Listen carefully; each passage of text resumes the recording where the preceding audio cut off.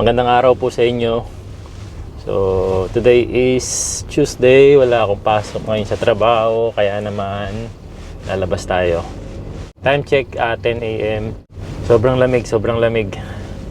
Ayan, buti na lang medyo umaraw ngayon. Pero wala pa yung lamig na yan. At December pa lang. Di pa rin naman nag-i-snow dito sa lugar namin. Dahil December pa nga lang. Usually kasi nag-snow dito mga mid of January, February, mga ganyan. Pero may mga time din naman na nag-snow na rin dito ng December. Pero napakabihira. 2 years ago ata yun, November, ayan, nag-snow din. Pero yun, minsan lang talagang mag-snow ng mas maaga dito. Nauunang mag-snow dito kadalasan sa Hokkaido. Ayan, sa bandang north area ng Japan. Ayan, kung gusto niyo ng snow by December, ayan, punta kayo ng Hokkaido. Tapos may mga magagandang festival sila ng month of February. Ayan, kung gusto niyo pumunta ng festival nila. Parang gusto nga namin pumunta ng February pero pinag-iisipan pa naman natin. Bago ka makapunta doon sa Hokkaido, mula rito sa lugar namin, kailangan namin sumakay ng eroplano from Narita to Sapporo. No? Pero malamig pa rin ngayon . Ayan, parang ang sarap nga umuwi muna ng Pilipinas. Tapos balik na lang dito ng spring season. Ayan, kung pwede lang . kaya lang hindi pwede yung ganun . Dahil nga sobrang lamig ngayon, kaya naman naisip ko na magluto ng mainit-init na sabaw. Magluluto ko ngayon ng beef nilaga para sa tanghalian namin. Siguro hanggang dinner na rin yun. Kaya nagpunta ako dito sa Gulayan. Naalala nyo ba tong Gulayan na to? Yung lagi kong pinupuntaan nung nakatira kami dun sa dati naming bahay. Bukas kaya sila?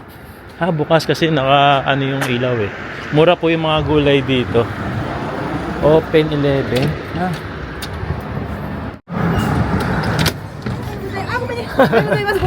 Daijoubu desu ka? Daijoubu dakke? Yasai dakke? Ii desu ka? Ii desu ka? Sumimasen. Corn arimasu ka? Corn. Corn. なんだっけ、黄色いやつ？コーンはね、これで良ければ、こういうの良ければあるし。違う、丸ごとの？ないですか？これですね。ないですね。ないです。ごめんね。大丈夫です。Mura yung dito, kiwi .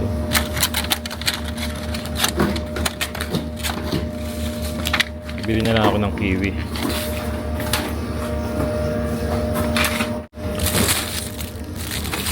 Ayan, meron din silang tindang bigas dito . Pero yung 10 kilos 10 kilos? 4-5, mura to . Kaya lang parang hindi maganda yung bigas. Tapos meron ding 5-9. Mura yan sa 10 kilos . Kaya lang tapos yung 5 kilos nila 3.9. Ito may nabibilan akong 5 kilos 2.9. Ito mura to sa 10 kilos. Para siyang 2.9 din per kilo, 10 per 5 kilos. Yan, wala pang masyadong gulay. Kaya okay na muna yung kiwi kasi mura tong kiwi na to dito. 2.98. ごめんね、何にもなくて。大丈夫です。11時がオープンなんで、でも11時。毎日ですか？毎日11時から。明日は休み。明日休み。で、日曜日も休み。でも毎日。毎日一応11時から。わかります。ごめんね。はい、大丈夫です。128円が1個と、200円。ありがとうございます。はい、どうもありがとうございます。 11 pa talaga sila magbubukas pala. 10 o'clock pa lang . Pero pinagbigyan ako na makapasok at makatingin kung may gusto daw ako kasi nga wala pang masyadong tinda.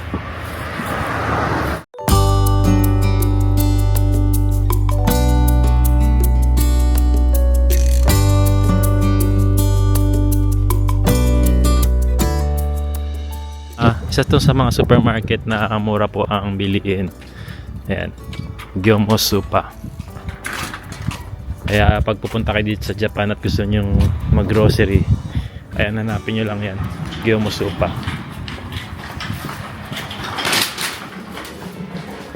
Ang 5 kilos nila, 3-4. May mura na rin dito, 3-4. Mura na rin yun. Ito. May 5,000. 10 kilos nila, 6,300 saka 7,700. Medyo mahal. May mabibili ka ring malaking mantika dito. 5,300 yen. Tingin tayo dito na ang karne. Kasi medyo mura din ang karne dito eh. Ang daming gulay dito oh.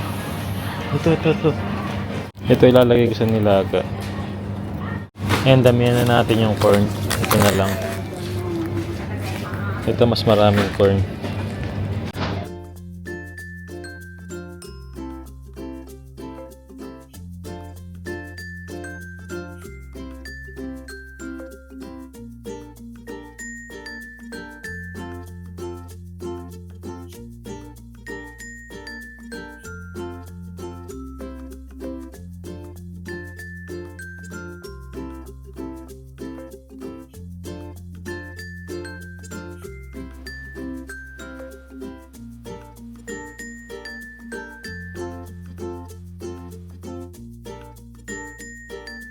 Pakita ko sa inyo yung mga napamili ko ngayon. And nagainegi po. Para sa nabe. And para sa nilaga natin. Ayan, orange. Saging, 98 yen lang. From Philippines pa po ito. Tapos, ayan, para sa tinola natin. Corn para sa nilaga. Enoki para sa nabe. And ito naman eringi daw. Eringi. Ayan, para sa nabe, lalagay natin yan. Tapos, luya. Pili kong kiwi. Bumili akong sibuyas. Buti pala bumili akong sibuyas. Isa na lang sibuyas natin. Ayan. Wheat bread. Ayan. Tapos, Otsumami selection. Ayan, pangpuluts. Ayan, tapos sausage. Pechay. Para sa nilaga. Ayan, gusto kong magtorta ng talong. Ayan. Tapos, ayan, gatas. Para sa mga bata. Mixed nuts. Ayan. Meron siyang almond. Merong parang kasoy. Almond, cashew nuts, korumi. Tapos, ayan, yogurt. Then, ayan, pang nabe natin na gulay. Tapos, ayan, tofu para sa nabe. Tapos, ito, favorite ko kasi ito sa kaki. Yung kaki, gagawin ko, ipapry ko to. Masarap yan. Bumili tayo ng bacon, pati po sa nilaga natin. Ayan, medyo maganda yung part na nakuha natin. And peanut butter na napakasarap. Yogurt, vanilla flavor. Tapos, ayan, ningen para sa nilaga natin. Total of ichimang yen or 10,000 in yen po. More or less, mga ganon. Kasi namili ako sa Yaoko, 7,000 yen. Bumili ako sa Gyomusupa, 2,000 plus yen. Tapos bumili ako sa Gulayan. Ayan, nasa, magkano ba yun? 700, mga ganon. Ayan, 700 yen. More or less, ichimang yen or 10,000 yen.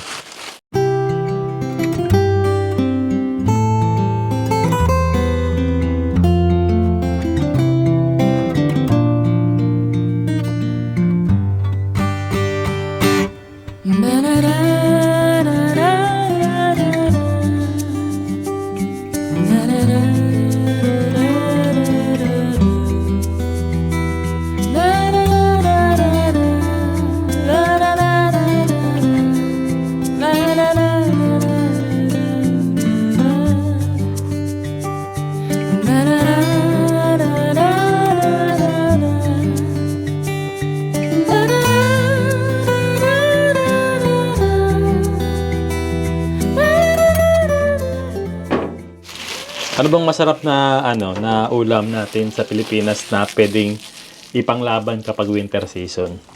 Ayan. Suggest naman po kayo diyan para next time meron kaming lulutuin.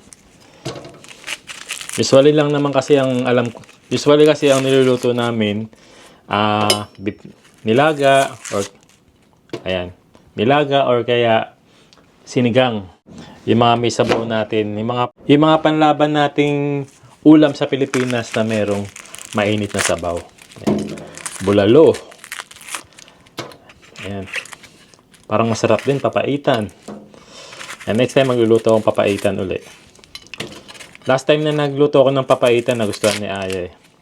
Ayan. Tapos dito kasi sa Japan, ang pinaka gusto ng mga tao dito kapag winter season, yung nabe. Ayan. Kaya bukas, nabi naman kami. Ito, maghapon na naming ulam tong nilaga. Si Aya masarap magluto. Kaya lang siyempre may trabaho si Aya, kaya ako na muna ang gagawa. Pero kadalasan talaga siya nagluluto sa amin ngayon dito sa bahay. Pag wala naman akong pasok, ako naman po yung nagluluto. Pakukuluan na natin to. And syempre, konting mantika. Yan, pag mainit na yung mantika, gisa ko na yung sibuyas. Sibuyas. Ganito po ako magluto ng beef nilaga. Pero yung iba naman kasi, hindi na ginigisa. Diretso pakulo na agad. Pero ako kasi gusto ko ginigisa ko yung beef.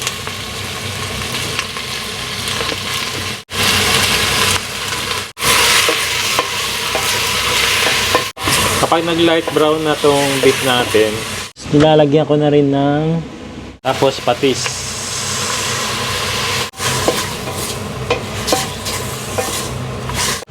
Dapat sana buong paminta, kaya lang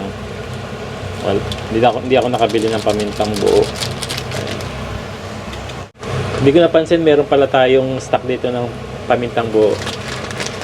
Ayan, lagyan ko ng pamintang buo. Tapos sasama ko na yung corn.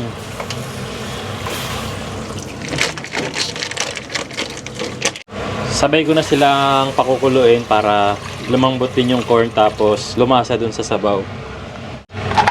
Okay na to.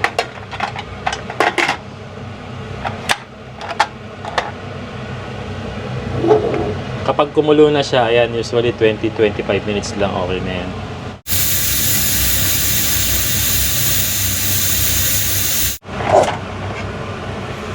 Yun o.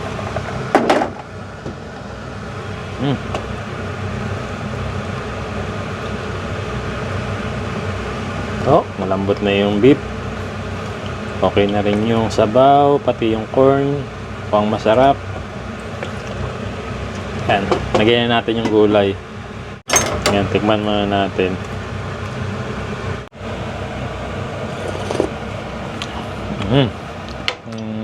Okay na yung paminta. Yung patis kulang. Hingyan natin konting alat.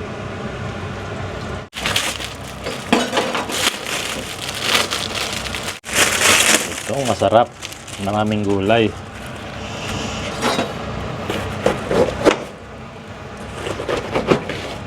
Yun. Ayan eh. Ganda ng kulay niya. Gasan muna natin to. Lagyan na natin.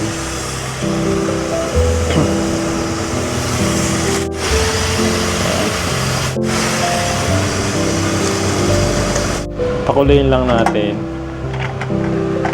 Gusto ko maluluto lang yung gulay sa usok. Oh. Ganda ng kulay ng gulay, oh.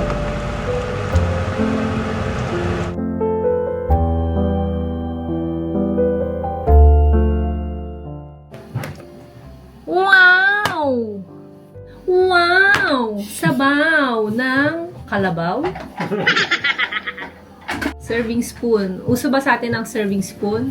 Tayo lang naman ang kakain dalawa eh. Nagkikis nga tayo. Halika dito, maupo ka na.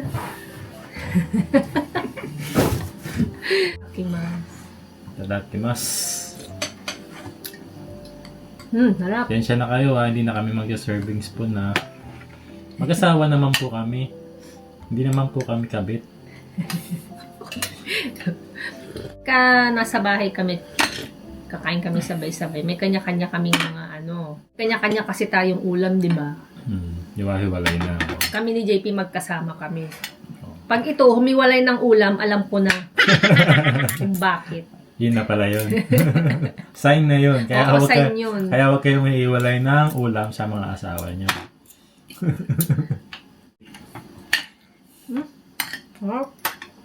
Okay. Saktong-sakto sa lamig ng panahon.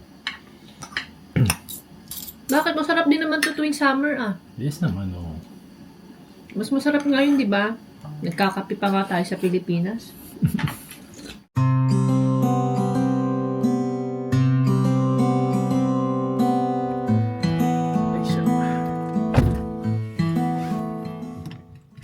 Si Aya nakapasok na ng trabaho ulit. Nagpaalam ako kanina sa kanya, sabi ko lalabas muna ako. Maglalakad-lakad muna ako kako. Para konting exercise. Maglalakad pero nakasasakyan Hindi, kasi pupuntahan ko kasi yung isang lugar na nabanggit ko sa inyo last time. Kung napanood nyo yun, nagpunta ako dun sa taas ng bundok sa Orihime Temple. Ayan, pinakita ko lang sa inyo. Ngayon naman yung pupuntahan natin yung nasa ibaba. Yung sikat na tourist spot dito sa lugar namin. Dun sa Banaji Temple naman tayo. Ayan. Kasi doon mas maraming puno na mas mararamdaman nyo lalo yung autumn season dito sa Japan. Kaya naman nagsasakyan ako saglit. Mas malayo yung lalakarin ko compare doon sa Orihime Temple. So ang gagawin ko na lang, kung naalala nyo may parking doon sa baba ng Orihime Temple. Ayan, magpa-park ako doon tapos simula doon maglalakad ako papunta naman doon sa Banaji Temple. Ayun.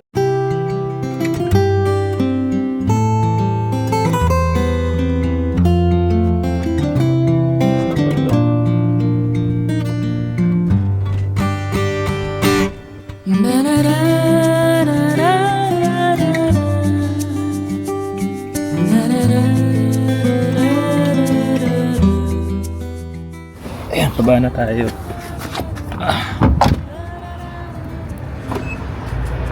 Ayan, nakapag-park na ako. Maluwag pa rito. Libre lang po ang parking dito Tapos pwede na kayong umakyat directly doon sa taas ng bundok. Kung hindi nyo napanood yung video natin na umakyat tayo, ayan, ito po yung lalagay ko yung link sa baba. Ayan. Ayan, pero hindi ako dito sa taas ng bundok o sa Orihime Temple aakyat ngayon. Ayan. Dito tayo sa may Banaji Temple. So lalakarin ko lang siya mga 10 minutes ang lakad. Ayan, hindi ko napansin na naka-tsinelas lang pala ako. Nakalimutan ko magsapatos. Pero okay na to. Hindi naman ganun kalayuan yung lalakarin ko.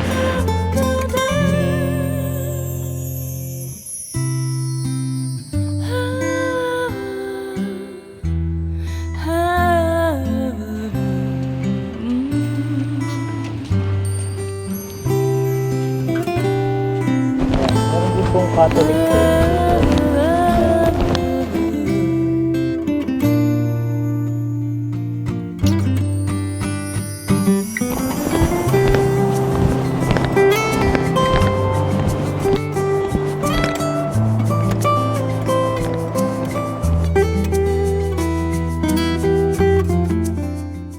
Ayan, ito naman yung City Hall dito sa lugar namin.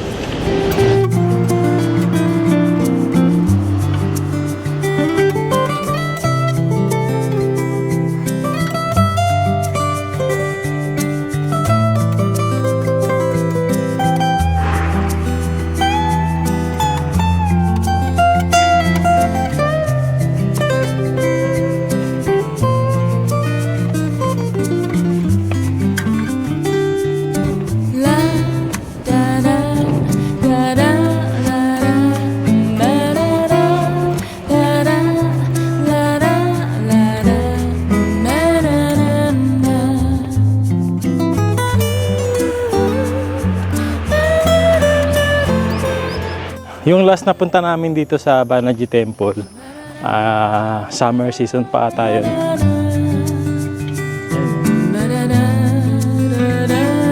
Ayun, may crayfish.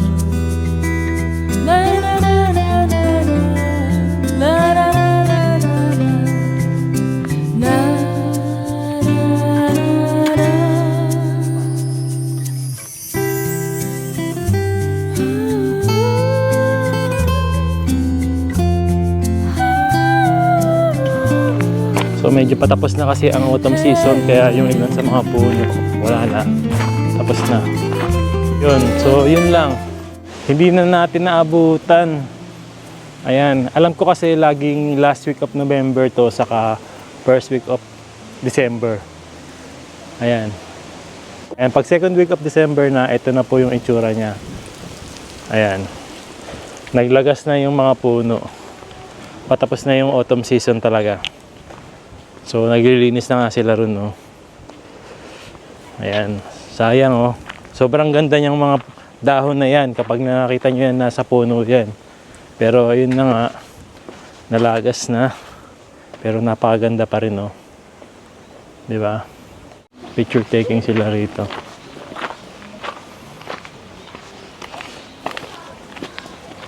Ayan, ito yung magandang temple dyan, oh. So sayang, di niya naabutan yung ganda ng mga dahon dito. Ito, mga puno na yan. Pakita ko na lang sa inyo yung picture namin dito nung naabutan natin yung mga puno dito. Pakita ko na lang ulit sa inyo yung side ng temple na to.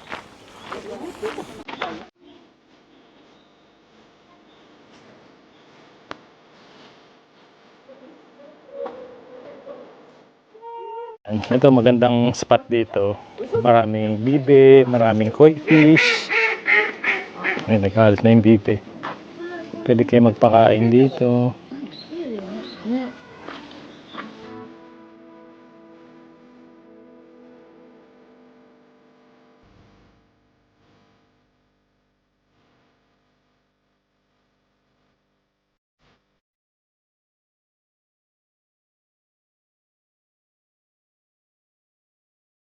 And tapos pwedeng magpakain ng mga kalapate. Yung mga kalapate po rito hindi po maiilap. Kasi hindi talaga sila ginugulo ng mga tao. Kaya hindi sila takot sa mga tao. Yan, pwede rin kayo kumain ng shumai dito saka ng yakisoba. Ayan, masarap yung shumai nila rito. Karamihan ng mga dahon nalagas na. Ayan. Kahit itong puno na to, yan, sobrang ganda niyan, dilaw na dilaw yan. Basta siguro mga last week of November, pwede na kayong pumunta dyan. Ito lang ang matrabaho pag autumn season. Kailangan maglinis ng puno. Although maganda siya, pero ang hirap pa naman linisin yan, lalo na kapag mahangin. Ayan, ganyan, no? Kumakalat uli. Pakita ko sa inyo ng malapitan to. Sobrang ganda nito, eh. May nag-picture taking kasi kanina, kaya hindi tayo makalapit. So, ayan. Ganda niyan. Ayan, feel nyo lang.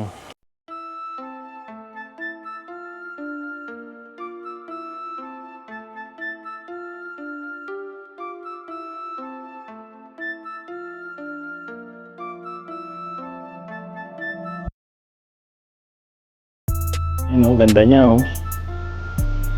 No? Maganda sa picture lalo din niya.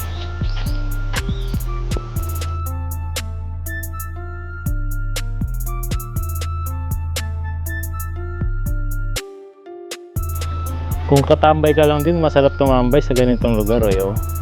Samahan ng mga ibon na mga umuhuni dyan.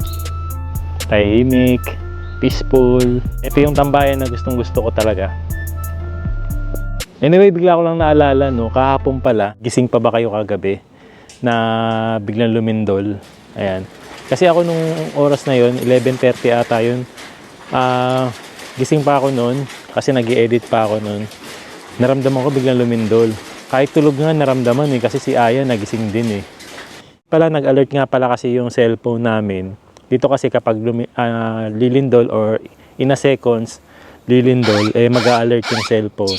Pero hindi siya yung lindol na mabilis talaga eh. Ang lindol niya para siyang dinuduyang kakagabi. Yun yung naramdaman namin sa lugar namin Ewan ko lang sa ibang lugar kasi yung pinaka-center ng lindol is sa Aomori pala.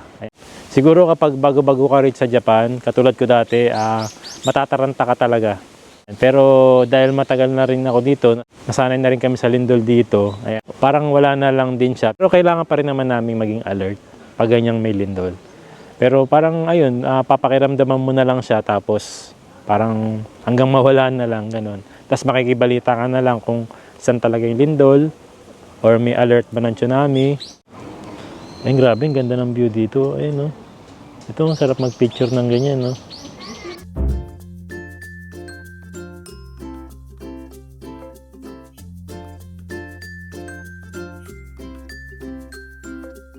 Lakad na tayo pabalik. Medyo ramdam ko na yung lamig. Yung suot ko lang kasi is sa dalawang piraso lang. Pag ganito panahon, kailangan ng suot mo at least 3 or 4. Ayan, tapos hindi pa ako naka-Heatotech. Regular lang na t-shirt yung nasa loob ko.